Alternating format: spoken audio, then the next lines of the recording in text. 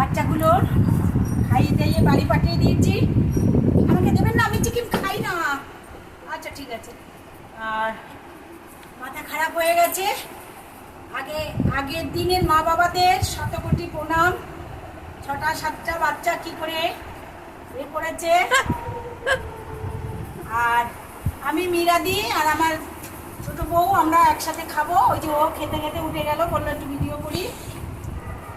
ঠিক আছে বন্ধুরা, চাটনি নিয়ে নেন, সব পাশাপাশি নিয়ে নেন। হ্যাঁ এগুলো নিয়ে। আর আমি এই যে দই পেতেছি, আমি এই দইটা খাবো। আর আমার এটা এটা এটা দেখিয়ে দে।